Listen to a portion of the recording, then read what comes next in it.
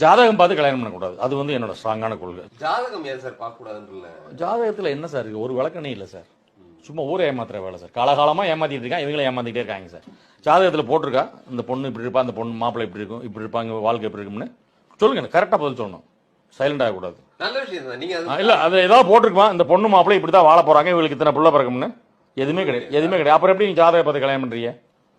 ஒன்று ஊரை ஏமாத்துறதுக்கா எவனோ கண்டுபிடிச்ச தப்பான விஷயம். ஒரு பொண்ணையும் மாப்பிள்ளையும் பார்த்ததுக்கப்புறம் அந்த பொண்ணுக்கும் மாப்பிள்ளைக்கும் மெடிக்கல் டெஸ்ட் எடுக்கணும். அதுதான் உலகத்திலே சிறந்த ஜாதகம். அவன் ஒரு ஆணா, அவள் ஒரு பெண்ணா, அவளோட உடல் உறுப்புகள் சரியா இருக்கா, இவனுக்கு உடல் உறுப்புகள் சரியா இருக்கா அப்படின்னு பார்த்தா தான் அவங்க வாழ்க்கை சந்தோஷமா இருக்கும்.